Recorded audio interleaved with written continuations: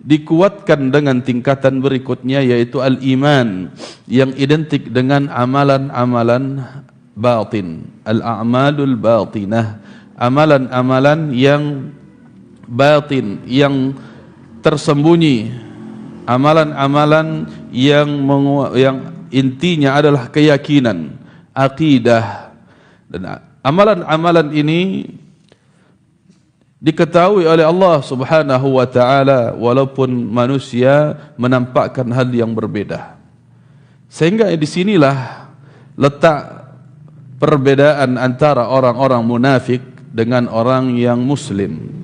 Kalau orang-orang munafik, dia menampakkan amalan zahir, tetapi menyembunyikan kekufuran di dalam hati mereka. Tidak memiliki keimanan, namun menampakkan keislamannya. Dia salat sebagaimana kaum muslimin salat. Dia berpuasa sebagaimana kaum muslimin berpuasa. Dia pun lantang dengan kalimat-kalimat syahadatnya sebagaimana kaum muslimin mengucapkan itu. Tetapi ada yang disembunyikan di dalam hati, yaitu berupa kekufuran, pengingkaran terhadap apa yang dia lakukan. Maka sejatinya ikhwati fiddin rahimani wa rahimakumullah ta'ala, amalan zahir itu mesti diikuti dengan amalan batin untuk menjelaskan dan memantapkan kezahirannya. Contohnya kita melakukan ibadah salat 5 waktu.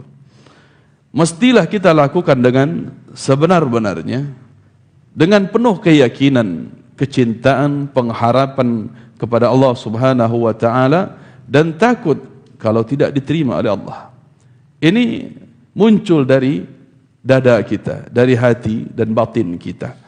Maka harus seimbang agar ibadah zahir kita diterima oleh Allah Subhanahu wa taala. Begitu pula sebaliknya, amalan batin mesti diikutkan dengan amalan zahir untuk menguatkan keimanan akidah tersebut, untuk memantapkan dan membenarkan bahwa iman kita sebenar-benarnya.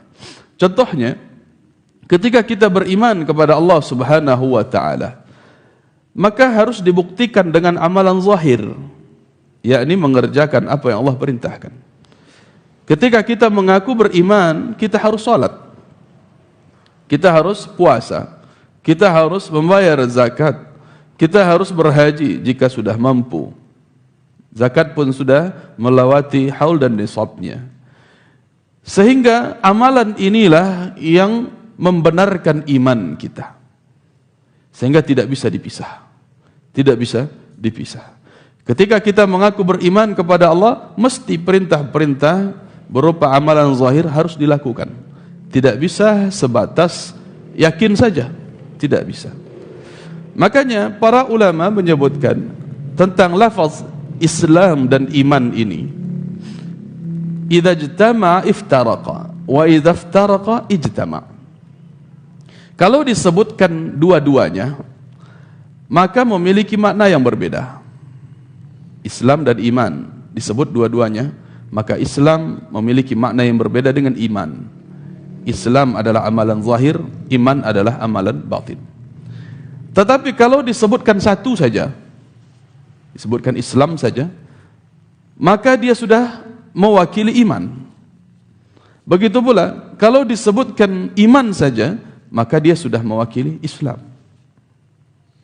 Jadi ketika seseorang menyeru, wahai kaum muslimin, bukan berarti dia mengklaim orang-orang yang dia panggil itu tidak beriman, bukan.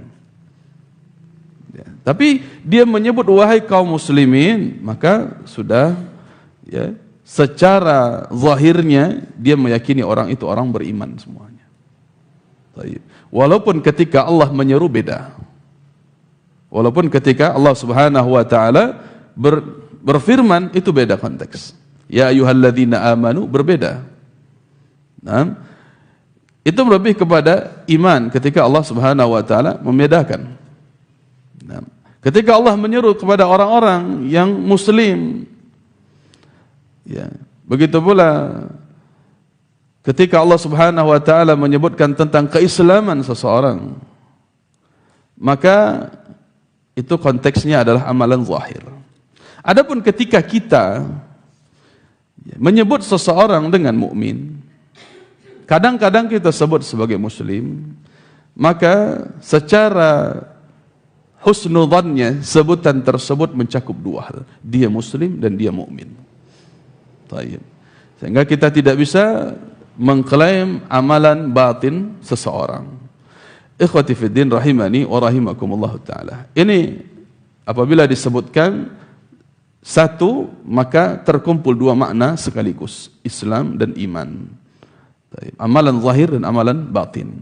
Tapi apabila disebutkan dua-duanya, sebagaimana dalam hadis Nabi SAW, riwayat Umar bin Khattab ketika beliau ditanya oleh malaikat Jibril, apa itu Islam, apa itu iman, apa itu ihsan, maka itu dua kalimat iman dan Islam langsung disebut Nabi, langsung disebut, ditanyakan oleh malaikat. Dan Nabi SAW menyebutnya pula dalam dua konteks yang berbeda. Taib. Jamaah yang kami cintai dan kami muliakan karena Allah Subhanahu wa taala. Adapun ihsan secara tingkatan tertinggi adalah al-itqan fil a'mal wal iman. Atau al-itqan fi a'malil zahirah wal a'malil batinah. Seseorang yang bersungguh-sungguh melakukan sebaik-baiknya, baik itu yang zahir ataupun yang batin. Dia melakukan sebenar-benarnya dan sebaik-baiknya.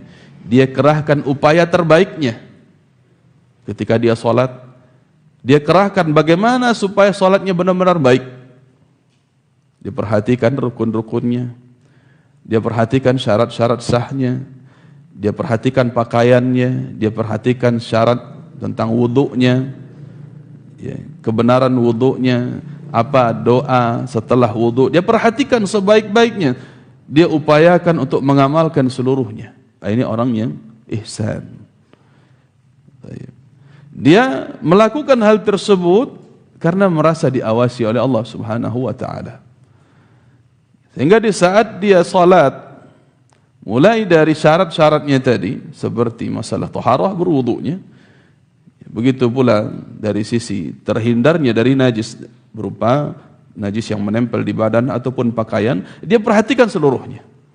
Mulai tata cara dia mencari sutrah, dinding pembatas penghalang antara dia dengan orang yang melintas di depannya. Ini menjadi perhatian baginya. Begitu juga perkara meluruskan, merapatkan shaf, menjadi perhatian baginya. Dia mempersiapkan segalanya, seperti bersiwak sebelum sholat, atau dalam keadaan dia berwudu, bersiwak, dia perhatikan ini, walaupun hanya dengan jari jemarinya. Kalau dia tidak sempat membawa kayu siwak ataupun sikat gigi dan sebagainya, dia perhatikan sampai segitunya.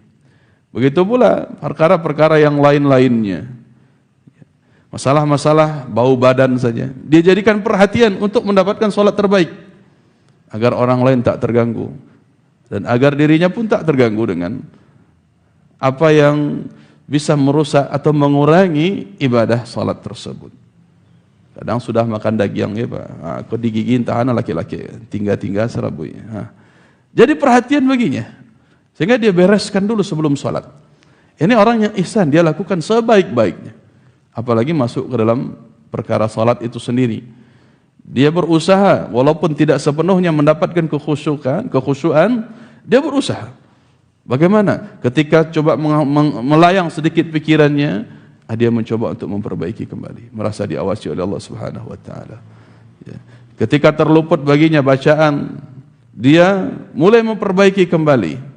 Begitu pula di dalam membaca Al-Qur'an, dia itqankan, dia ihsankan perbuatan tersebut dengan sebaik-baiknya. Dia perhatikan tajwidnya, hukum mat, hukum nun, hukum mim sukun dan seterusnya, dia perhatikan. Ini orang yang ihsan. Sebagaimana di dalam bekerja, orang betul-betul bersungguh-sungguh Pak. Tapi subhanallah, kadang kesungguhan ini lebih dicari daripada kesungguhan dia beragama. Kadang kalau sholat asal-asalan, tapi kalau urusan karajo, nan di bengkel lah, nan ketek-ketek itu ngarati saja itu Pak. Paham kau dari bawi kau yang paling rancak kau modelnya. Kau Aku mereknya, aku barangnya. Aku produknya, sampai hafal dia, subhanallah. Untuk mencari barang sebenarnya detail. Itu dalam bekerja dia sudah mutqin, itqan dia. Dia melakukan sebaik-baiknya. Tetapi kenapa giliran masalah ibadah asal-asalan? Giliran masalah ibadah dia asal-asalan. Nah, ini tentu sebuah ketimpangan ketika seseorang lebih mementingkan bal tu'thirunal hayatad dunya. Tetapi kalian lebih mementingkan perkara dunia. Adapun akhirat itu lebih baik dan lebih kekal, khairun wa abqa. Lebih baik dan lebih kekal. Seharusnya inilah jemaah yang kami cintai dan kami muliakan karena Allah Subhanahu wa taala. Apapun amalan kita, wajibkah itu atau sunnahkah itu, lakukan dengan sebaik-baiknya. Lakukan dengan sebenar-benarnya.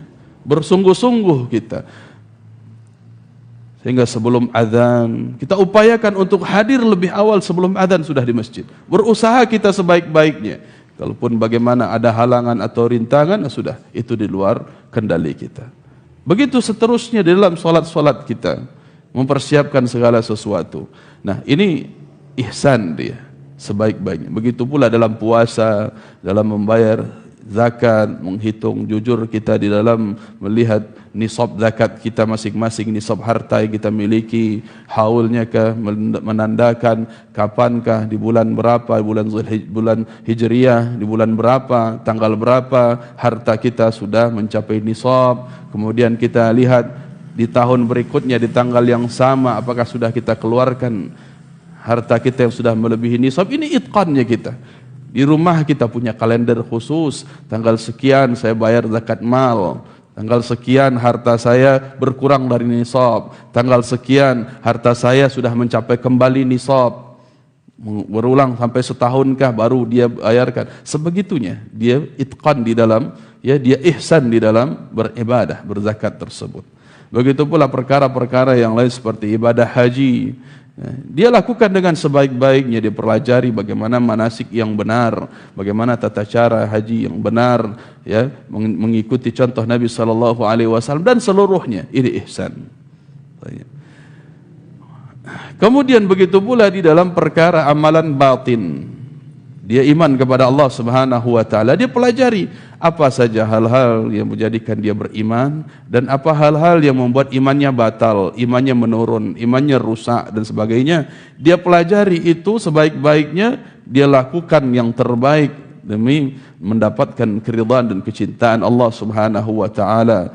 Dia pelajari tauhid, karena imannya kepada Allah Subhanahu wa taala, dia jauhi kesyirikan dan dia amalkan itu dalam kehidupan sehari-harinya dengan merasa pengawasan dari Allah Subhanahu wa taala.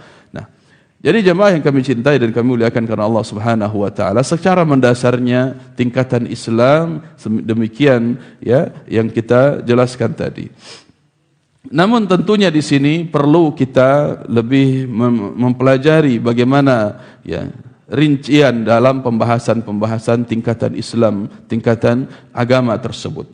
Wa kullu martabatin laha arkan, seluruhnya memiliki rukun. Fa arkanul Islami khamsah, adapun Islam itu memiliki 5 rukun. Yang dimana rukun itu adalah al-janibu al-aqwa, ya, sisi terkuat dari segala sesuatu, sisi terkuatnya. Ibarat bangunan itu dengan tiang sisi terkuatnya, maka ketika sisi ini robohlah seluruhnya. Ibarat Islam itu di dalam diri kita, ketika satu sisinya roboh, rusak, maka roboh pula lah Islam seluruhnya dalam diri kita. Adapun Islam secara agama tidak akan bisa kita rusak, tidak akan bisa.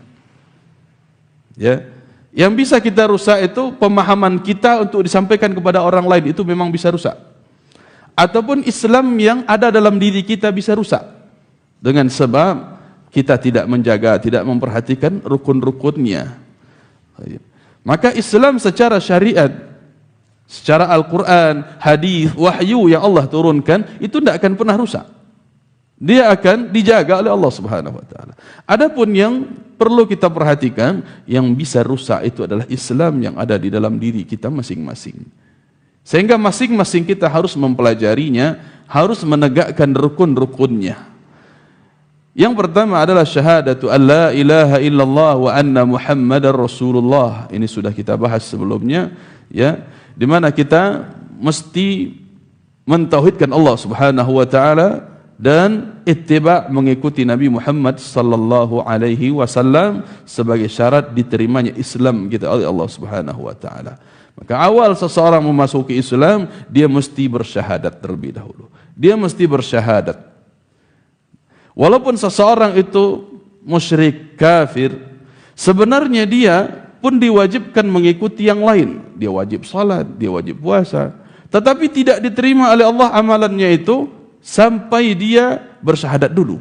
Buka dulu kunci Islam itu. Sampai dia bersyahadat dulu, baru diterima oleh Allah Subhanahu wa taala. Kalau kemarin ada yang bertanya bagaimana hukum kurban dari orang kafir, tidak sah, tidak diterima oleh Allah Subhanahu wa taala. Ya, walaupun dia menyumbang, tetap walaupun dia menyumbang, walaupun orang muslim yang menyembelihnya, tetap tidak diterima oleh Allah amalan tersebut. Dia hanya sebatas sembelihan biasa. Sebatas sembelihan biasa, boleh kita makan, boleh. Tapi tidak dihitung sebagai ibadah kurban. Karena ibadah kurban itu bagian dari amalan Islam yang harus dibuka kuncinya dengan syahadat. Syahadat la ilaha illallah wa anna Muhammadar Rasulullah. Nah, ini syaratnya. Sehingga kalaupun orang-orang musyrik, orang-orang kafir itu tidak salat, tidak puasa, tidak zakat, dia berdosa dengan amalan itu. Meninggalkan amalan itu, dia berdosa. Sebagaimana dia pun berdosa karena tidak mau syahadat, maka berlipat-lipat gandalah dosanya sampai nanti di hari akhirat. Inilah yang menyebabkan dia kekal di neraka, karena dia tidak mau masuk ke dalam Islam, tidak mau membuka pintu Islam itu sendiri, yaitu syahadat la ilaha illallah dan Muhammad Rasulullah. Kemudian yang kedua adalah iqamus salat, mendirikan salat, wa ita'iz zakah, memberikan atau menunaikan zakat, wa shaumi Ramadan, berpuasa di bulan Ramadan, wa haji Baitillahil Haram, berhaji menuju Baitullah, menuju rumah Allah Subhanahu wa taala di Al-Haram Al-Makki, Makkah. Maka kita lihat rinciannya satu persatu insyaallah. Fadalilus syahadati qauluhu ta'ala. Dalil tentang syahadat adalah syahidallahu annahu la ilaha illahu wal malaikah wa ulul ilmi qa'iman bil qist la ilaha illa huwal azizul hakim. Bahwa Allah Subhanahu wa taala bersyahadat. Allah yang pertama telah bersyahadat. Allah telah mengikrarkan bahwa tidak ada sesembahan yang berhak diibadahi selain dirinya. Tidak ada sesembahan yang berhak diibadahi selain dia, kata Allah. Jadi Allah bersyahadat bahwa dirinya lah, dialah Allah satu-satunya yang berhak untuk diibadahi. Begitu juga wal malaikatu, para malaikat pun bersyahadat. Baik. Ya, para malaikat pun bersyahadat. Huruf waw di situ dan menunjukkan ataf kepada syahidah, menunjukkan sambungan kepada syahadat tadi. Allah bersyahadat dan malaikat bersyahadat. Gitu. Allah bersyahadat, Allah telah bersyahadat, maka malaikat-malaikat pun telah bersyahadat. Begitu pula wa ulul ilmi, orang yang memiliki ilmu, orang yang alim, tahu tentang hak-hak Allah Subhanahu wa taala pun, mereka pun bersyahadat. Qa'iman bil qist, dilakukan, ditegakkan dengan keadilan, dengan sebenar-benarnya, ditegakkan dengan sebenar-benarnya, penuh kejujuran, tidak dengan kedustaan. Nah, maka ini diantara syarat syahadat, mesti mengilmuinya, Pak. Mesti seseorang mengetahui apa itu syahadat, bagaimana konsekuensinya. Syahadat itu tidak sekedar diucapkan, tidak sekedar dilafazkan, tidak. Walaupun ia mesti dilafazkan iya, tetapi tidak sebatas itu. Mesti memenuhi syarat-syarat. Di antara syaratnya adalah al-ilmu, mengetahuinya. Dia tahu apa hakikat syahadat itu. Dia mengetahui dan meyakini. Yang kedua, dia meyakini bahwa benar-benar tidak ada sesembahan yang lain yang berhak diibadahi. Kalaupun ada sesembahan, dia lihat patung disembah, jin disembah, ini, maka dia harus yakini itu semuanya sembahan batil. Dia harus yakini, maka seluruh itu adalah sesembahan yang tidak layak disembah. Maka jemaah yang kami cintai dan kami muliakan karena Allah Subhanahu wa taala, bagaimana dalam surat Al-Hajj ayat 62, "Dzalika bi anna Allah huwal haqq wa anna ma yad'una min dunihi huwal batil wa anna Allah huwal aliyyul kabir." Dan hal demikian karena dialah Allah Subhanahu wa taala al-haqq, yang maha benar. Wa anna ma yad'una min dunihi huwal batil, dan apapun yang diseru, yang disembah selain Allah itu adalah kebatilan, tidak layak disembah. Wa anna Allah huwal aliyyul kabir, dan dialah Allah Subhanahu wa taala yang maha tinggi dan maha besar. Sehingga mesti seseorang dalam bersyahadat itu meyakini bahwa Allah lah sesembahan yang satu-satunya berhak diibadah, yang lainnya tidak berhak. Maka keliru jemaah yang kami muliakan ketika kalimat la ilaha illallah ini diterjemahkan menjadi tiada Tuhan selain Allah. Ada yang menerjemahkan, bahkan mayoritas masyarakat Indonesia menerjemahkan kalimat la ilaha illallah itu dengan tiada Tuhan selain Allah. Terjemahan ini memiliki kerancuan jemaah, memiliki kerancuan. Yang benarnya adalah tiada sesembahan yang berhak diibadahi selain Allah. Itu yang benarnya. Bagaimana ada kerancuan dalam kalimat tiada Tuhan selain Allah? Ini memiliki makna ganda dan banyak. Tiada Tuhan selain Allah, berarti semua Tuhan itu Allah. Itu diantara ya ambigunya. Tiada Tuhan selain Allah, berarti semua Tuhan yang disembah itu adalah Allah. Ini fatal maknanya, batil kalau itu yang dimaksudkan. Kemudian makna yang lain juga, tiada Tuhan selain Allah, ya, tiada pencipta selain Allah. Artinya hanya Allah yang menciptakan, sebatas penciptaan saja. Karena Tuhan diartikan masyarakat Indonesia adalah pencipta, bukan sesembahan. Nah, berarti menganggap hanya Allah sebagai pencipta saja itu belum cukup. Mesti harus dia yakini hanya Allah yang berhak disembah. Hanya Allah yang berhak disembah. Ini diantara kerancuan-kerancuan yang kalau kita lihat dalam buku Ustaz kita yang kemarin, Ustaz Abdul Rahman Tayyib, menyelami makna dua kalimat syahadat, itu lengkap di situ bagaimana batilnya terjemahan tiada Tuhan selain Allah. Maka makna yang benarnya adalah tiada sesembahan yang berhak diibadahi selain Allah, atau tiada sesembahan yang berhak diibadahi dengan benar selain Allah. Itu dia. Nah, sehingga mesti ada ya penjelasan sehingga meyakini, agar orang meyakini hanya Allah yang berhak diibadahi, kalau yang lain batil. Nah, itu maknanya. Sehingga mesti diilmui, diyakini, kemudian mesti seseorang itu dengan syaratnya menjalankan apa konsekuensinya, menjalankan konsekuensinya, atau menjalankan akibat setelah dia bersyahadat itu. Artinya dia harus patuh kepada Allah, harus tunduk kepada Allah, harus salat dia, ya, masuk ke dalam Islam, berarti harus ikut syarat-syarat aturan-aturan Allah di dalamnya, harus berzakat dia, harus berhaji dia, harus berbakti kepada kedua orang tua, harus menafkahi istri, keluarga. Ini syarat-syarat yang ada di dalam. Maka tidak bisa seseorang itu setelah dia bersyahadat ditinggal pergi, tidak bisa.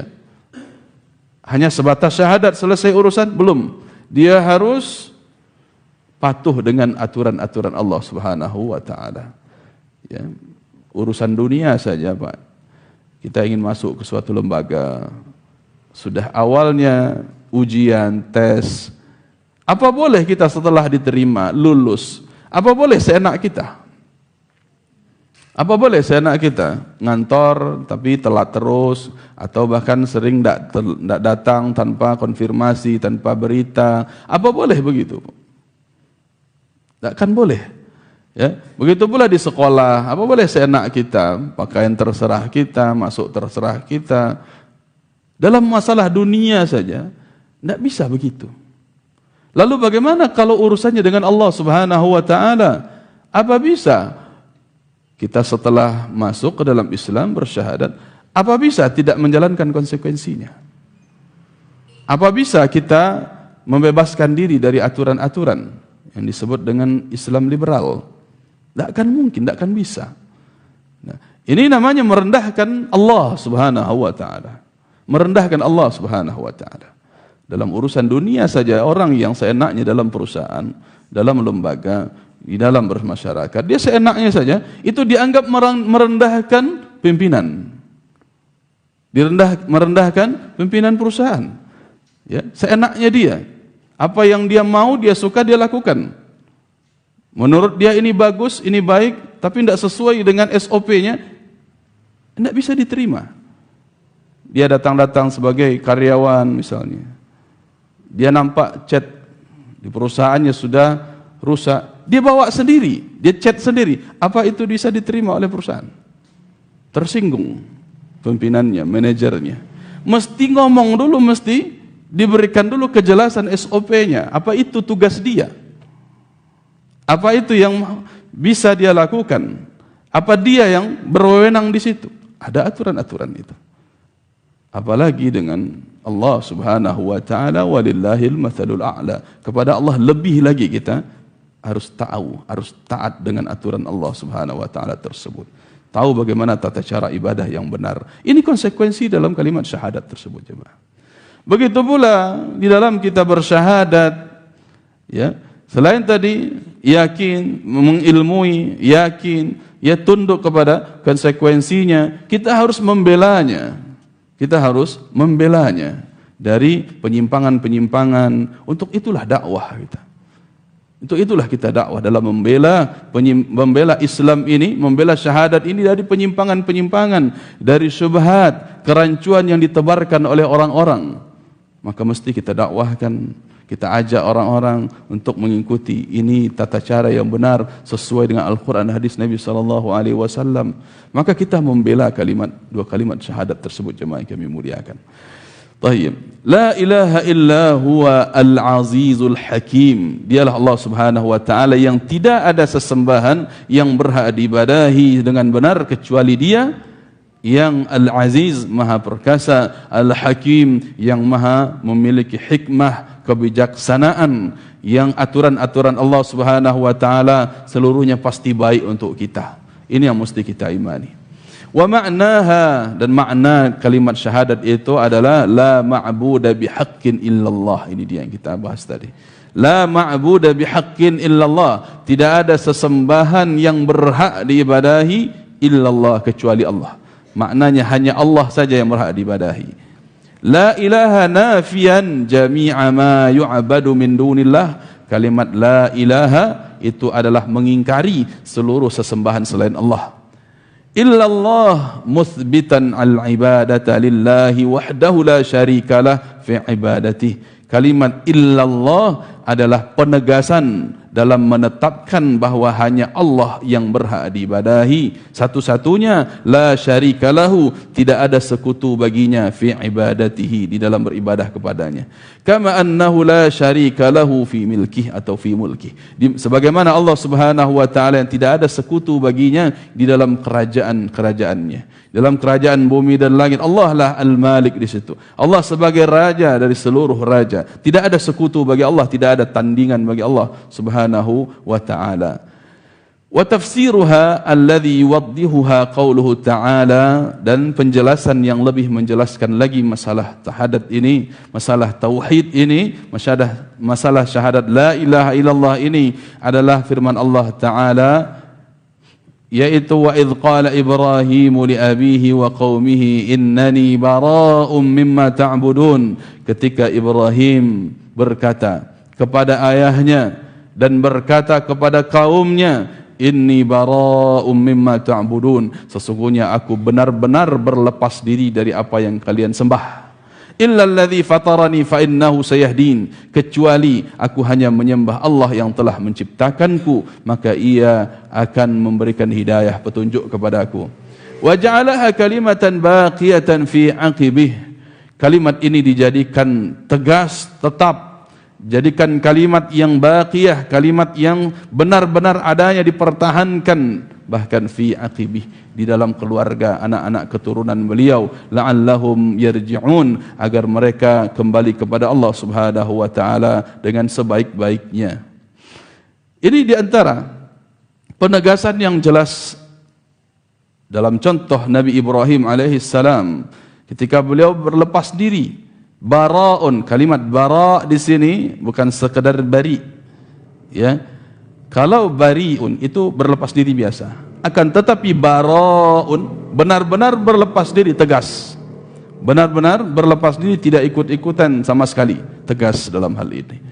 Maka beliau berlepas diri, mengingkari seluruh sesembahan selain Allah, mengingkari seluruh sesembahan selain Allah. Itu makna la ilaha di dalam kalimat la ilaha illallah tadi, dalam dua bagiannya, la ilaha, kemudian satu bagian yang lain illallah. Nah, maka beliau ingkari seluruh sesembahan yang disembah oleh ayahnya, oleh kaumnya. Beliau tinggalkan, beliau ingkari seluruhnya, tidak mau beriman dengan itu. Beliau tetapkan satu saja, illalladzi fatarani, illallah, kecuali Allah Subhanahu wa taala. Alladzi fatarani, yani yang telah menciptakan aku, yani Allah Subhanahu wa taala.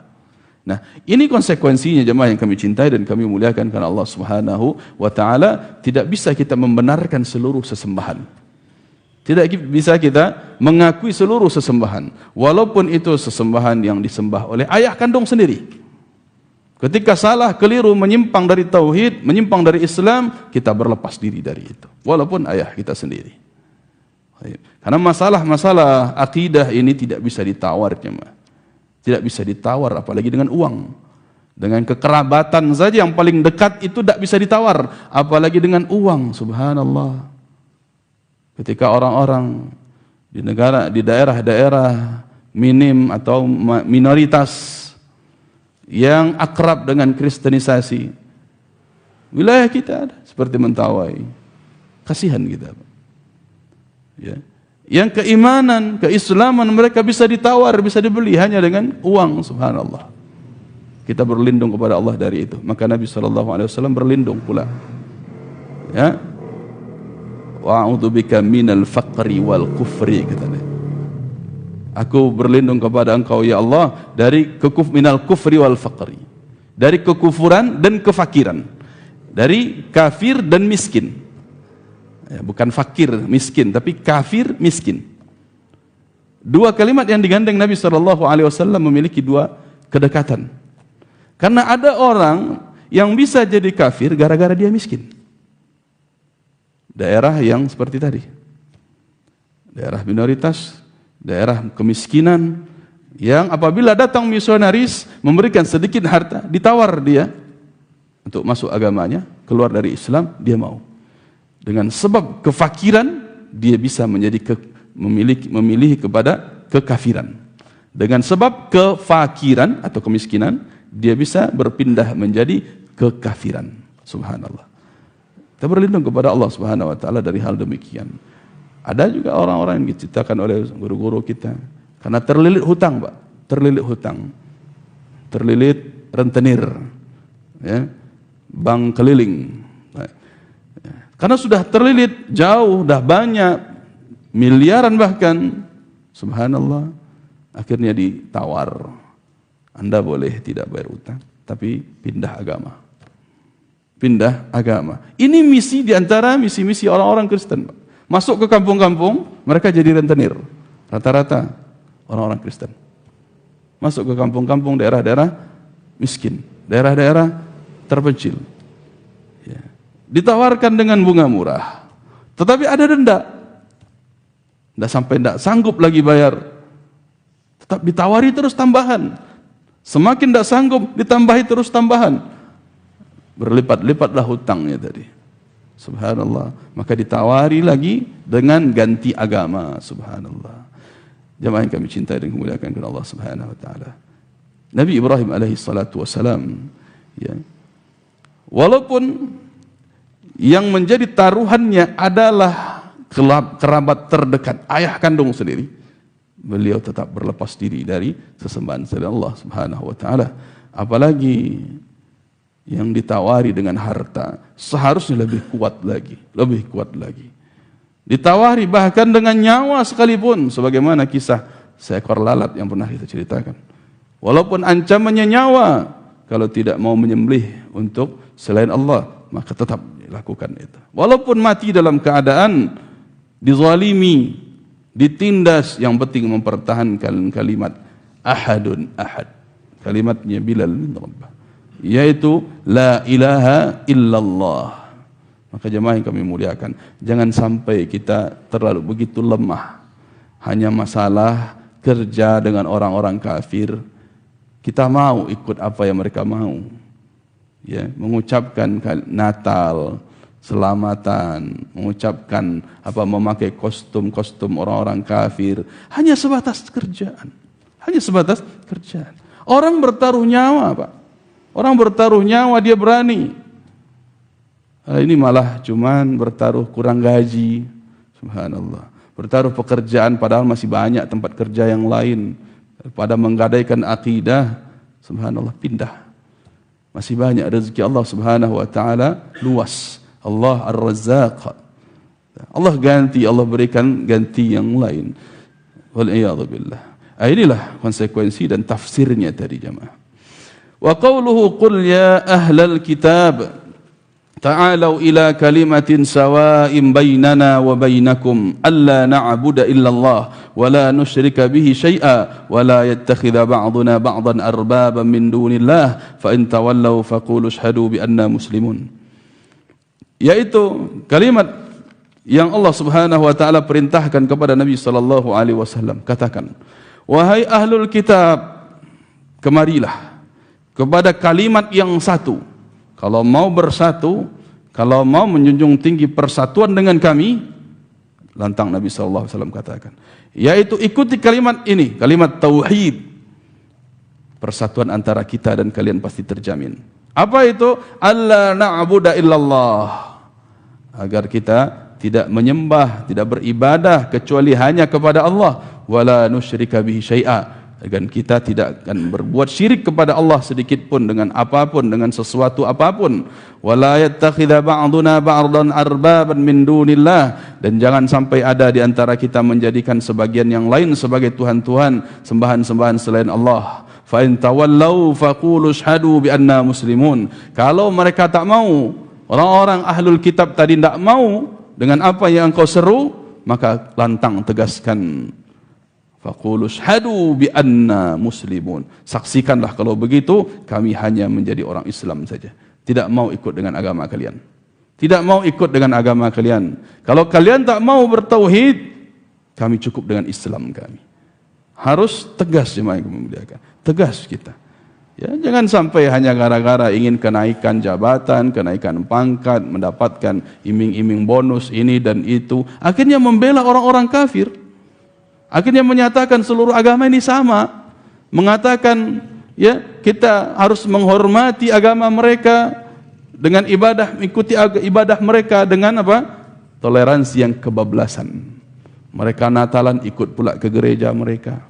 Subhanallah. Mana ikrar kita? Padahal fa in tawallau, kalau mereka tak mau bertauhid, tak mau masuk Islam, maka lantang katakan faqulu ishhadu, saksikanlah oleh kalian kami di atas Islam saja. Kami tegas di atas Islam, kami tak peduli dengan apa yang kalian sembah. Walaupun memang tidak kita ganggu mereka, tapi jangan sampai membela mereka, jangan sampai mendukung kegiatan mereka, apalagi sampai memfasilitasi mereka. Subhanallah, ini ikut ceramah dalam gereja. Subhanallah. Hanya gara-gara apa? Uang. Gara-gara apa? Peluang untuk masuk ini dan ke sana. Hanya gara-gara jabatan, subhanallah. Hanya gara-gara untuk mendapatkan pengakuan-pengakuan orang-orang, subhanallah. Mau menggadaikan Islam, subhanallah. Kami muliakan, kami cintakan Allah subhanahu wa ta'ala. Wa dalilu syahadati anna Muhammadan Rasulullah. Dan dalil tentang syahadat yang kedua adalah Nabi Muhammad sallallahu alaihi wasallam sebagai utusan Allah adalah firman Allah Ta'ala, laqad ja'akum rasulun min anfusikum azizun alaihi ma anittum harisun alaikum bil mu'minina raufur rahim.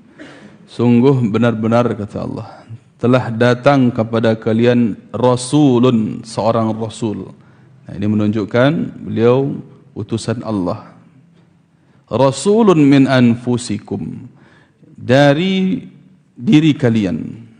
Dari diri kalian, di antara tafsir para ulama, yakni dari kalangan manusia. Min anfusikum, dari kalangan manusia. Ada bacaan yang lain seperti yang dinukilkan oleh Imam Syaukani, min anfasikum, di antara orang yang paling berharga di antara kalian. Anfus, beliau baca anfas. Ini qiraah yang lain. Tetapi qiraah yang masyhur adalah min anfusikum, dari diri kalian sendiri, artinya adalah dari kalangan manusia.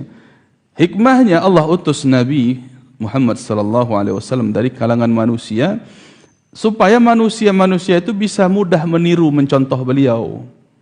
Coba kalau dari kalangan jin, bagaimana kita akan mengikuti Nabi Muhammad sedangkan beliau sulit untuk terlihat, bahkan tidak bisa dilihat, tidak mungkin untuk diikuti. Maka Allah jadikan beliau dari bashar, dari kalangan manusia, ya, memiliki nyawa sebagaimana manusia pada umumnya, yang memiliki anggota tubuh sebagaimana manusia pada umumnya. Maka ini jamaah yang kami cintai dan kami muliakan karena Allah Subhanahu wa taala, agar kita dimudahkan oleh Allah untuk mengikuti aturannya. Tinggal mencontoh, tinggal mengikuti. Kalaupun beliau telah wafat, telah meninggal, ada peninggalan-peninggalan beliau, yaitu hadis-hadis beliau dari ucapan atau persaksian para sahabat atas perbuatan Nabi SAW yang dituliskan para ulama dalam kitab-kitab hadis fi'liyah tentang perbuatan Nabi begini, perbuatan Nabi begitu. Nah, begitu pula Nabi SAW meninggalkan para sahabatnya sebagai guru, di mana mereka dinobatkan oleh Nabi SAW sebagai umat terbaik. Amalan mereka apabila disetujui oleh Nabi menjadi hadis takriri dia. Amalan para sahabat apabila benar maka dibenarkan oleh Nabi SAW, maka disebut dengan hadis takriri. Tetapi kalau keliru amalan sahabat, langsung ditegur oleh Nabi. Langsung ditegur oleh Nabi SAW. Maka Bilal bin Rabah radhiyallahu ta'ala anhu, beliau bukan pembuat ajaran baru.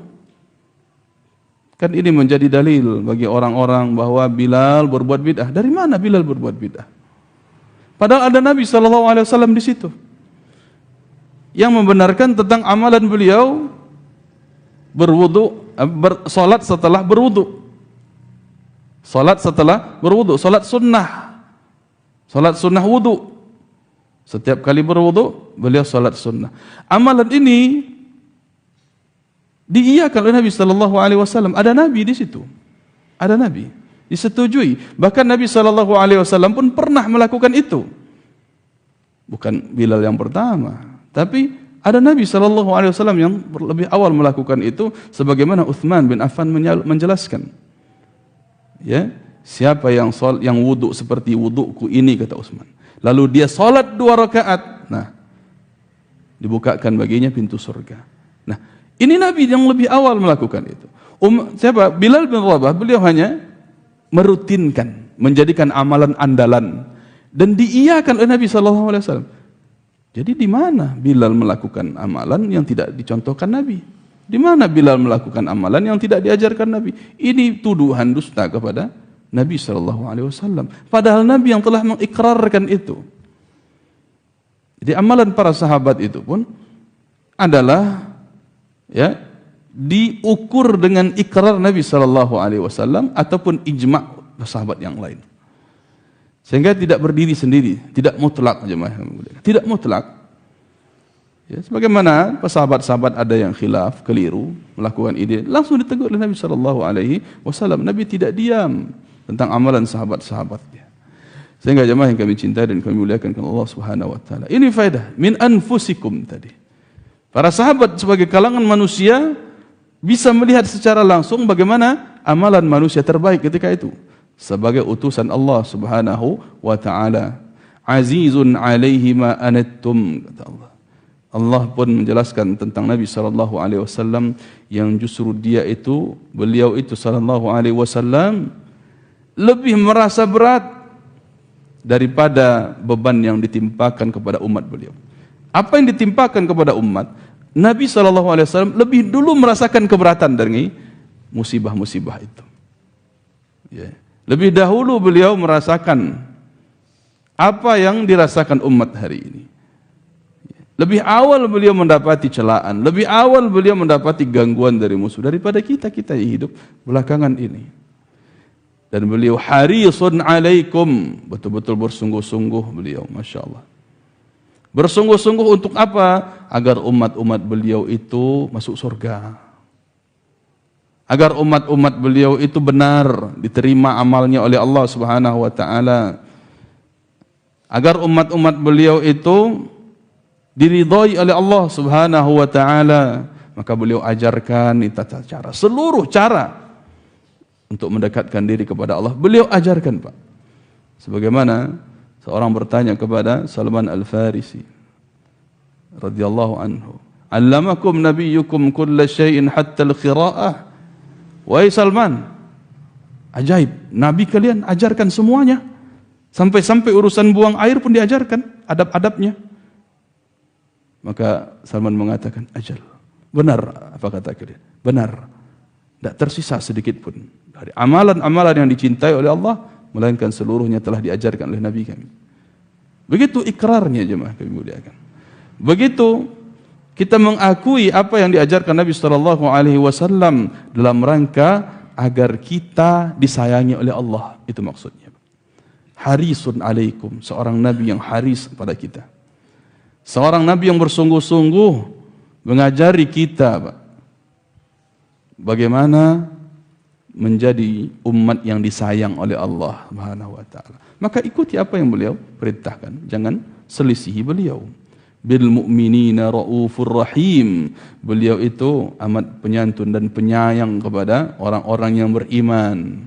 Untuk kepada orang-orang yang beriman. Ya, sebagai orang yang mau ikut beliau. Orang yang mengimani beliau sebagai rasul, sebagai utusan Allah Subhanahu wa taala. Wa ma'na syahadati anna Muhammadar Rasulullah. Makna syahadat ini, syahadat bahwa Nabi Muhammad SAW adalah utusan Allah, ta'atuhu fima amar, mentaatinya dalam perkara yang beliau perintahkan. Mentaati Nabi SAW dalam hal-hal yang beliau perintahkan, apapun perintah itu. Ya. Perintah wajibkah ataupun sunnah, tetap kita taati. Walaupun tingkatan kesungguhan, perhatian lebih kita kuatkan kepada yang wajib, betul. Dan kepada yang sunnah kita berupaya untuk merutinkan mana yang sanggup kita rutinkan. Adapun yang wajib seluruhnya kita amalkan tanpa terkecuali, tanpa pilih-pilih. Adapun perkara-perkara sunnah adalah ahabbul a'mali indallahi adwamuha wa in qalla. Perkara yang paling dicintai oleh Allah Subhanahu wa taala adalah yang rutin walaupun sedikit.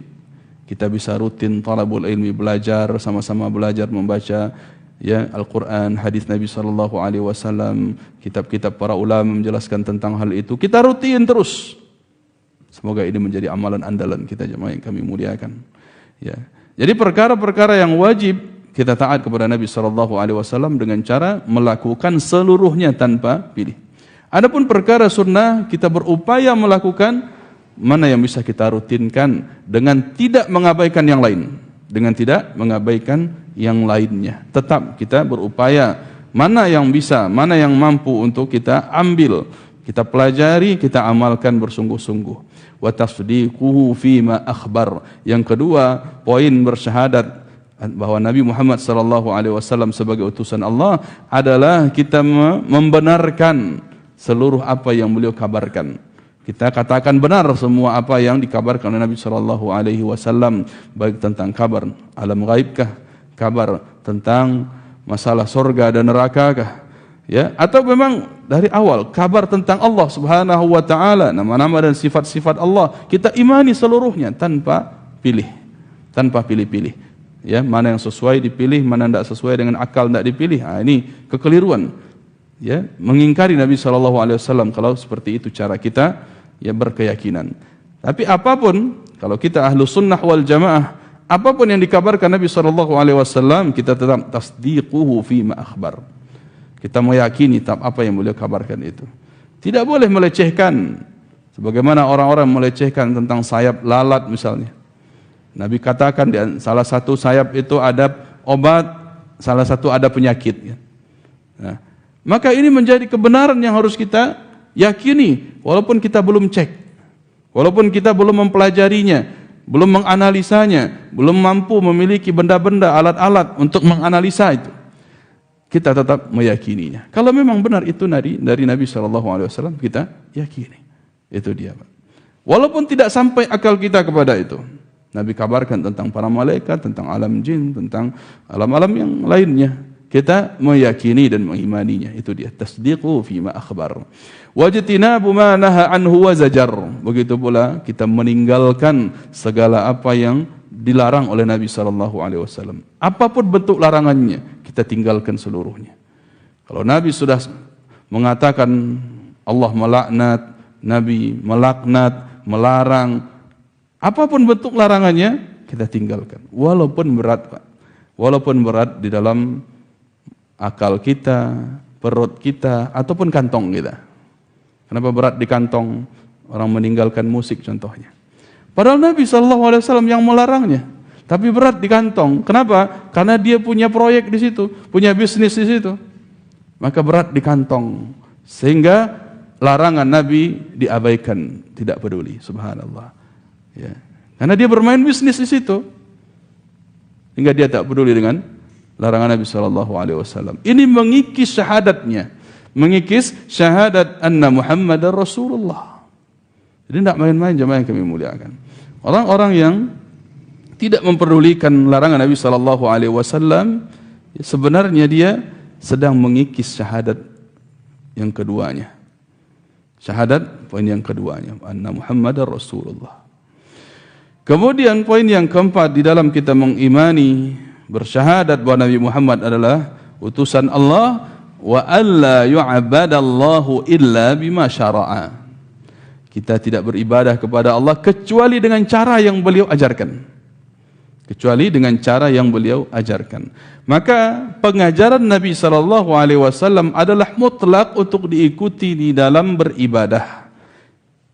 Maka kita tidak boleh membuat cara baru, cara sendiri di dalam cinta kepada Allah Subhanahu wa taala dengan ibadah. Tidak bisa. Mesti mengikuti cara yang diajarkan Nabi SAW. Bagaimana mungkin kita mengingkari orang yang sudah menjadi utusan Allah, dijamin oleh Allah kebenarannya? Bagaimana mungkin kita ingkari beliau? Memilih kemudian guru-guru yang lain, orang-orang yang lain, berguru bahkan katanya kepada Nabi Khidir, subhanallah. Apa kurang Nabi Muhammad SAW sebagai Rasulullah baginya? Kenapa kok cari guru Nabi Khidir? Yang enggak mungkin dia temui. Hanya dalam khayalan-khayalan saja. Hanya dalam fantasi. Hanya dalam bualan-bualan iblis. Yang kemudian diakui sebagai sebagai Nabi Khidir yang menyamar menjadi fulan bin fulan, subhanallah. Apa kurang Nabi Muhammad bawa risalahnya, Pak? Apa cara yang diajarkan Nabi SAW itu dirasa kurang pas dalam beribadah? Kenapa butuh Nabi setelah Nabi Muhammad? Kenapa butuh Nabi yang lain di dalam syariat ini? Padahal syariat akhir zaman mutlak mesti ikut Nabi Muhammad SAW sebagai Nabi dan Rasul akhir zaman. Adapun nanti turunnya Nabi Isa alaihissalam sebagai umat Nabi Muhammad, tidak membawa syariat baru, tapi beliau sebagai umat Nabi Muhammad sallallahu alaihi wasallam yang diberikan tugas khusus oleh Allah, di antaranya menghancurkan salib, membunuh babi dan yang lain-lainnya, membunuh Dajjal. Jemaah yang kami cintai dan kami muliakan karena Allah Subhanahu wa taala. Ini ya yang menjadi konsekuensi ketika kita meyakini bahwa Nabi Muhammad sallallahu alaihi wasallam sebagai utusan Allah. Tidak main-main. Ya, bukan perkara bergampangan kita sekedar ngaku-ngaku cinta Rasul, tetapi pada hakikatnya kita menyelisihi Nabi sallallahu alaihi wasallam. Subhanallah. Jemaah yang kami cintai dan kami muliakan karena Allah Subhanahu wa taala. ada pertanyaan mungkin kita bahas dulu. Ya, kalau nanti ada waktu kita lanjutkan insyaallah. Assalamualaikum warahmatullahi wabarakatuh. Bagaimana untuk bersikap tegas apabila penyimpangan itu dilakukan oleh guru kami? Apa yang harus dilakukan apabila kita merasa tidak mampu untuk merubah atau menasihati? Barakallahu fikum. Jamaah yang kami cintai dan kami muliakan kepada Allah Subhanahu wa taala. Jangankan guru. Ya, jangankan guru, ayah sendiri yang tentunya jauh lebih dekat daripada kedekatan guru. Ayah sendiri ketika melakukan penyimpangan besar yaitu kesyirikan. Ya, ketika melakukan penyimpangan besar seperti kesyirikan, kita berlepas diri. Kita berlepas diri dari apa? Dari apa yang mereka sembah selain Allah Subhanahu wa taala. Kita berlepas diri dari kesyirikannya. Namun tentunya ini tidak menghilangkan birrul walidain. Tidak menghilangkan sikap berbuat baik kepada kedua orang tua. Dalam urusan muamalah tetap dijamin. Ya, tetap kita jalin maksudnya. Orang tua kita butuh bantuan, kita bantu. Butuh nafkah, kita nafkahi. Ya, butuh urusan-urusan duniawi, kita temani. Tapi kalau dalam urusan ibadah, dia butuh untuk diantarkan ke gereja, kita tidak mau.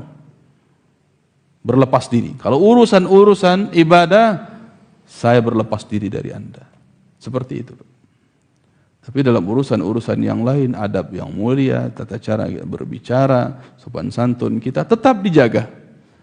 Apalagi dengan guru. Kepada orang tua saja, jemaah yang dimuliakan, mesti berlepas diri kita. Apalagi kalau memang guru itu adalah guru kita di masa silam, di masa lalu, ya. Ya.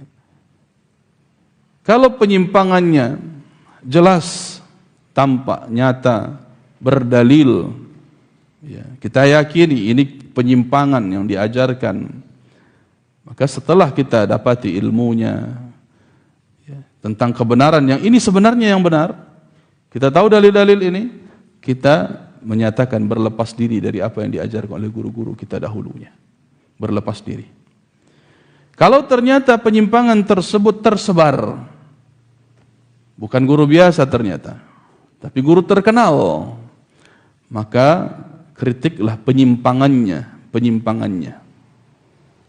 Ya, beratkan titik kritik itu pada penyimpangannya. Nah, pada penyimpangannya.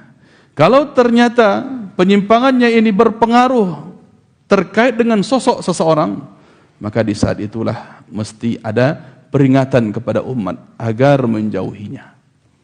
Agar umat menjauhi orang ini.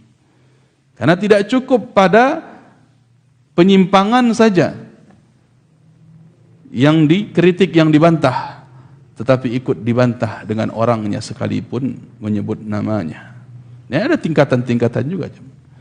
Kalau hanya kekeliruannya fatal, tapi dia saja, ya, tidak terikat dengan orang banyak, tapi dia dengan kita atau beberapa orang, maka ya, tidak usah kita beberkan namanya, tidak usah kita sampaikan kepada orang-orang. Tetapi cukuplah kita berlepas diri, ya, kita nasihati. Tentunya kita datangkan hujjah. Ya, kita datangi baik-baik apa yang selama ini antum ajarkan, antum berikan kepada kami berupa ilmu, ternyata keliru, ternyata salah ini. Nah, kita sudah sampaikan. Kalau tidak mau diajati, tidak mau disampaikan seperti itu, ya, kita berlepas diri. Bukan dalam rangka kita mengajarinya, tidak, tetapi dalam rangka kita menegakkan hujjah. Menjaga agama ini, jemaah yang kami muliakan, jauh lebih penting daripada sekedar menjaga orang dengan nama-namanya, dengan pangkat-pangkatnya, dengan jabatan-jabatannya. Maka lebih penting kita menjaga agama ini. Ada tahapan-tahapan dalam perkara-perkara seperti ini yang tidak bisa kita pukul rata, tidak bisa kita pukul rata. Maka perkara-perkara yang dimana yang kita singgung tadi, perkara tahdzir itu ada. Tetapi lihat tahapan-tahapannya, tidak serampangan. ada tahapan-tahapannya. Ya, ada hujjah yang mesti ditegakkan dulu, yang disampaikan, kemudian dilihat kondisinya, apakah orang akan terpengaruh dengan sosoknya. Ya, kan orang seperti itu. Kalau ustadz ini, ustadz sejuta umat ini yang bicara, pasti benar lah. Orang seperti ini layak ditazir. Ya, apalagi penyimpangannya terkait masalah akidah, masalah tauhid. Subhanallah. Nah, ini ada tahapan-tahapan. Tapi kalau orang-orang biasa, yang memang orang pun tidak kenal siapa dia dan mau untuk diingatkan, alhamdulillah tidak ada urusan. Ya, walaupun dia pernah salah, bukan berarti dia salah terus. Ya, selama dia mau mengakui kesalahan, maka kesalahan yang lamanya sudah diklarifikasi, sudah diakui kesalahan, sudah terima. Itu sebagai kekhilafan. Nah, ini diantara hal-hal yang berkaitan dengan ya guru yang melakukan kesalahan tersebut. Maka kita ulangi, mungkin pernah kita singgung, pandai-pandailah kita membedakan mana ahlus sunnah yang sesekali salah dan mana ahlul bid'ah yang sesekali benar. Lihat akarnya dia di mana, berdirinya di mana. Ya. Berdirinya di mana? Kalau dia di atas akidah ahlus sunnah wal jamaah berdirinya benar, lalu sesekali ada kekeliruan, salah omong, salah ucap, salah pendalilan, salah paham, sebagainya, maka hal ini kita ingatkan dan diberi udzur. Kalau dia mengakui kesalahannya tadi, kita beri udzurnya karena ketidaktahuannya dia atau kerancuannya dia, dan kita tutupi itu, tutupi aibnya itu. Namun tetap kesalahan dari sisi perbuatan kita sampaikan kepada umat, perbuatan ini salah tanpa menyebut nama orang ini. Nah, ini jemaah yang kami muliakan. Nah, tidak sama dengan ahlul bid'ah yang memang akarnya dia berdiri di atas bid'ah. Nah, nafasnya jelas di atas bid'ah. Seruan-seruannya di atas bid'ah. Diingatkan pun tentang kekeliruan tidak mau. Tetap fanatik kepada tokoh-tokoh ahlul bid'ah yang lainnya. Nah, orang seperti ini walaupun sesekali benar, tidak layak diambil ilmu. Walaupun dia sesekali ada yang benarnya, tapi tidak layak dijadikan panutan. Kalau dia adalah orang yang berpengaruh di masyarakat, kesalahannya tersebar luas, maka ini pun bantahannya harus disebar luaskan. Bantahannya harus disebar luaskan. Karena kita lebih sayang kepada umat. Kita lebih sayang kepada umat, artinya dalam membela agama ini, jemaah yang kami muliakan.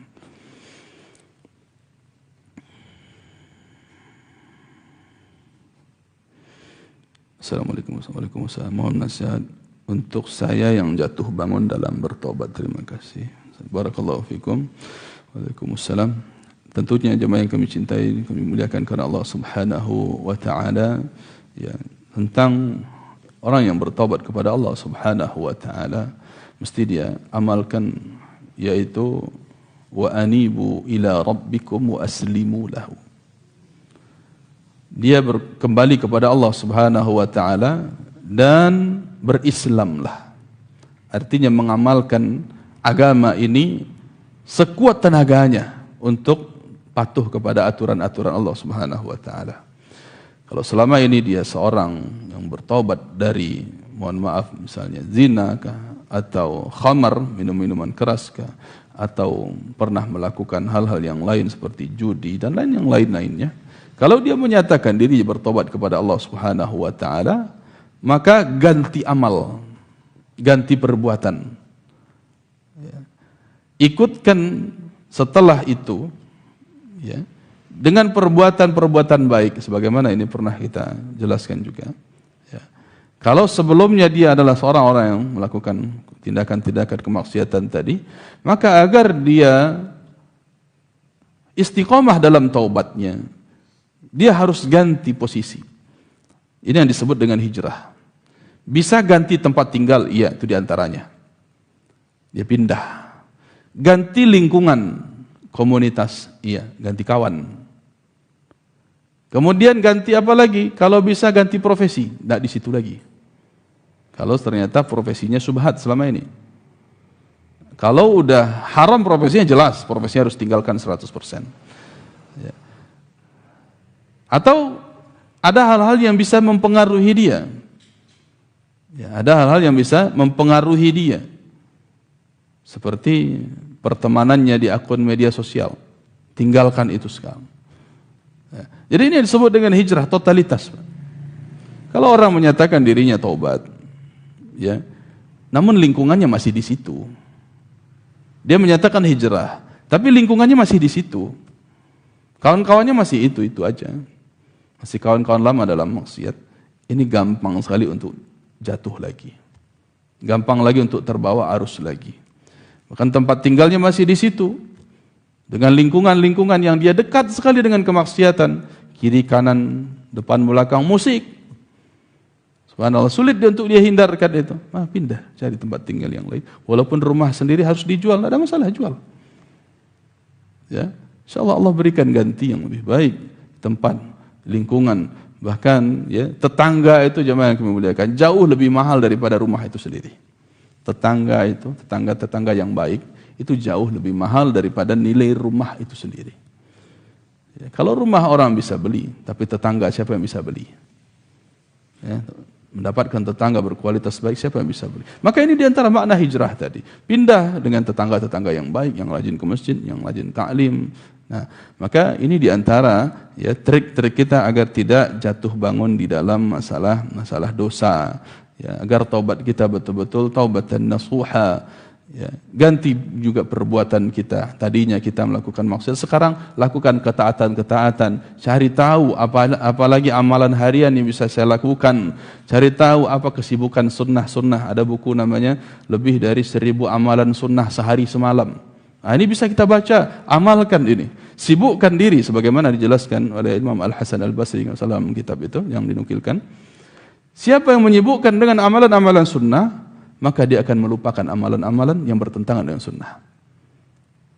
Dia akan meninggalkan maksiat-maksiatnya tadi. Karena sudah sibuk dirinya dengan amalan-amalan sunnah. Mulai dari bangun tidurnya dia cari apa amalan-amalan. Ya, kalau di situ, amalan setelah bangun tidur diantaranya mengusap bekas tidur di wajah. Kemudian mengucapkan doa. Alhamdulillahilladzi ahyana ba'dama amatana wa ilaihin nusyur. Kemudian dia diantaranya melihat ke arah langit. Kemudian dia mencuci telapak tangan. Kemudian beristinsyak, beristinsar, berwudu dan seterusnya. Lihat di amalan-amalan harian. Kalau dia sibukkan dirinya dengan itu, dari bangun tidur dan bekerja, makannya, bertetangganya, ya, zikir pagi petangnya, berangkat ke masjidnya, ke kantornya, mencari nafkahnya, sampai tidur lagi, dia sibuk dengan itu, insyaallah dia tidak akan jatuh bangun lagi di dalam ya kemaksiatan, apalagi dosa-dosa besar. Apalagi dosa-dosa besar, walaupun jamaah yang kami muliakan, tidak akan mungkin juga kita lepas dari semua dosa, tidak mungkin. Lepas dari semua dosa, tidak mungkin. Tetapi minimal lepas dari dosa-dosa besar dan dosa-dosa kecil yang rutin itu kita lepas. Adapun yang sekali-kali khilaf kita tanpa sadar, cepat kembali lagi. Insaf kita, ya, kembali kepada Allah Subhanahu wa taala, berinabah kepadanya. Ini diantara hal yang bisa kita lakukan. Allahu a'lam. Assalamualaikum warahmatullahi wabarakatuh. Dalam membimbing orang terdekat, dalam mendekati diri kepada Allah Ta'ala, ada kalanya dia semangat beramal dengan amalan bid'ah. Sehingga ada saja yang berpesan, biarkan saja, daripada dia tidak beramal sama sekali. Jikapun nasihat dari saya diabaikan mengingat saya bukan ustaz, apakah saya harus berlepas diri atau bagaimana? Barakallahu fikum. Jemaah yang kami cintai dan kemuliakan karena Allah Subhanahu wa taala. Pertama, untuk memberikan nasihat kepada seseorang, apalagi orang terdekat kita, itu tidak mesti harus jadi ustaz dulu. Tidak mesti harus jadi ustaz dulu. Jadi memang ada tahapan-tahapannya. Ketika kita ingin berdakwah, tentu dengan ilmu. Walaupun ilmu belum mumpuni, tetapi ada orang dekat yang sangat ingin untuk kita bimbing. Ada orang dekat ini. Maka minimal dengan apa yang kita ketahui dulu. Tentu dari dalil Al-Quran dan hadis. Setidaknya satu ayat, satu hadis, beserta sedikit penjelasan. Ya, walaupun kita tidak menguasai banyak hadis, banyak ayat, belum kita kuasai. Tapi keterangan ini jelas sekali, perkara-perkara tauhid, perkara akidah jelas pelanggarannya, apalagi perkara-perkara bid'ah yang jelas penyimpangannya. Maka dalam hal ini tidak harus kita menunggu jadi alim yang benar-benar menguasai seluruh ilmu baru menyampaikan, tidak. Ya. Karena ini ruang lingkup tertutup, Mesti kita bedakan mana dakwah yang harus terang-terangan di atas mimbar, dan mana ada kalanya kita mesti merubahnya walaupun belum cukup kepada taraf kita mampu untuk di mimbar ataupun di meja kajian. Ya, seperti seorang ayah kepada anaknya, tidak mungkin dia harus tunggu dulu menjadi seorang kiai, menjadi seorang ustadz, buya, baru bisa dia menasihati anaknya yang mabuk-mabukan. Ya, anaknya mabuk-mabukan, anaknya pacaran. Ya, subhanallah. Apakah dia harus menjadikan dirinya sebagai alim ulama dulu baru dia berhak untuk menasihati anaknya di situ? Tentu tidak, Pak. Hal ini secara lumrah saja sudah diketahui oleh orang-orang, ya, secara umum ini maksiat, ini dosa besar, orang dah tahu secara umumnya. Maka hal demikian, walaupun dia tahunya sedikit, Pak, tapi benar, ya, dia mesti mendakwahkan itu kepada anak-anaknya, mencegah kemungkaran-kemungkaran terjadi di keluarganya. Nah, terkait juga dengan apa yang dijawab tadi, ya, biarkan saja daripada dia tidak beramal sama sekali. Nah, ini juga keliru. Karena amalan itu, Pak, kalau dia amalan bid'ah, dalam hadis yang sahih riwayat Imam Muslim, Nabi SAW katakan, "Man amila amalan laisa alaihi amrunan fahuwa raddun."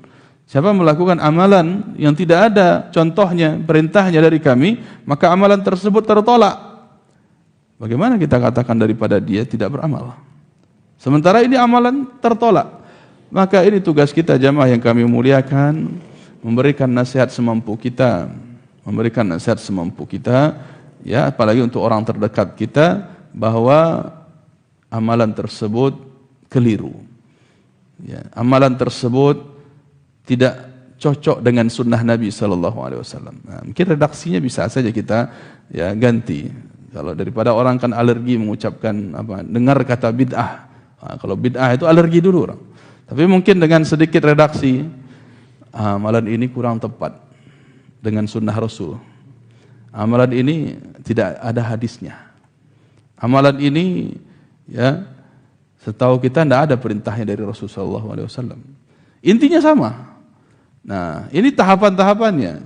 Maka kalau sudah terbiasa dengan kalimat-kalimat itu, tidak sesuai ya dengan hadis Nabi. Tidak sesuai ya dengan sunnah Rasul SAW. Sudah terbiasa dengan kalimat itu, maka perlahan kita jelaskan. Itulah yang diingatkan Nabi. Tentang amalan yang tidak sesuai dengan perintah Nabi, itu namanya bid'ah. Baru nanti, ya, dengan tahapan-tahapan, apalagi dengan keluarga.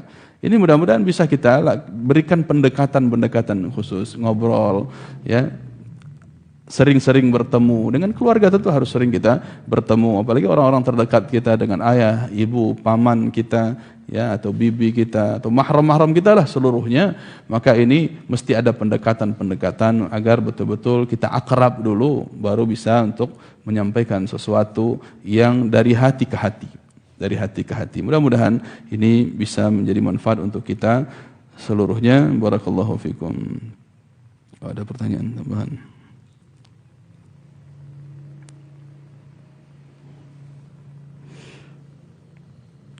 Bismillah. Assalamualaikum warahmatullahi wabarakatuh. Waalaikumsalam warahmatullahi wabarakatuh. Afwan Ustaz, izin bertanya di luar tema. Mohon penjelasan apa dalilnya pendapat ulama yang mengatakan bahwa salat berjamaah di masjid hukumnya sunnah muakkadah. Jazakumullah khairan wa jazakumullah khairan. Jamaah yang kami cintai dan kami muliakan karena Allah Subhanahu wa taala. Untuk menyimpulkan sebuah hukum itu tidak bisa dengan satu dalil saja. Mesti melihat kepada dalil-dalil yang banyak. Ya.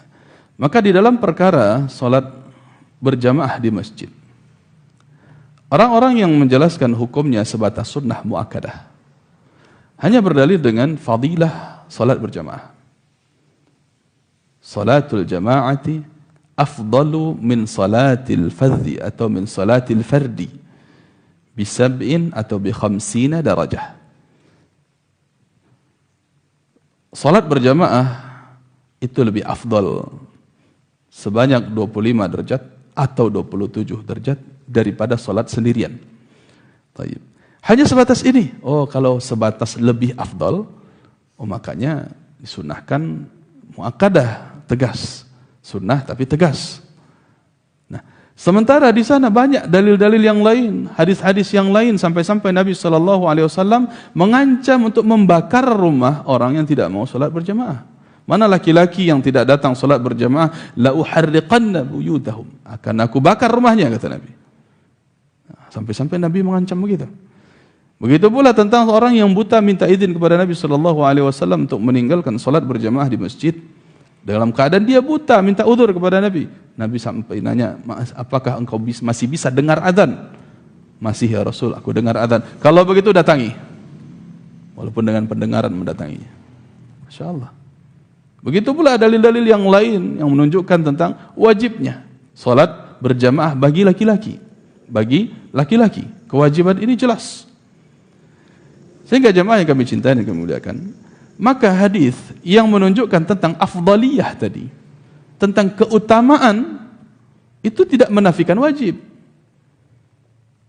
Ya, dalil yang menunjukkan tentang keutamaan salat berjamaah 25 atau 27 derajat lebih utama daripada salat sendirian, itu tidak menafikan hukum wajib.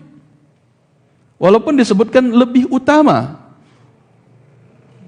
Toh ada dalil-dalil yang lain yang menunjukkan tentang kewajiban. Ya. Begitu juga tentang orang yang alim lebih utama daripada orang yang jahil. Apakah berilmu itu jadi sunnah muakkadah? Memiliki ilmu itu sunnah muakkadah? Wajib, faridatun ala kulli muslim. Walaupun Nabi SAW pernah mengatakan fadlul alim, keutamaan orang yang berilmu ibarat bulan, ya, di antara bintang-bintang. Orang berilmu dikatakan oleh Nabi SAW lebih utama. Apakah kemudian dikatakan menuntut ilmu itu hukumnya sunnah muakkadah? Padahal dalam hadis yang lain faridah ala kulli muslim, kata Nabi. Wajib bagi seorang muslim, terutama mengetahui tentang syahadat. Fa'lam annahu la ilaha illallah, kata Allah. Berilmulah tentang la ilaha illallah, tentang tauhid. Apakah dikatakan menuntut ilmu di situ hukumnya sunnah muakkadah? Tidak bisa. Jadi keafdalan sesuatu itu tidak merubah hukumnya. Afdalnya sesuatu tidak merubah hukumnya. Nah, baik jemaah kemuliaan, kita cukupkan dulu sampai di sini. Barakallahu fikum, mudah-mudahan menjadi ilmu yang bermanfaat kepada bagi kita seluruhnya. Ya, subhanakallahumma bihamdik asyhadu an la ilaha illa anta astaghfiruka wa atubu ilaik. Salah dan kurang kami mohon maaf. Assalamualaikum warahmatullahi wabarakatuh.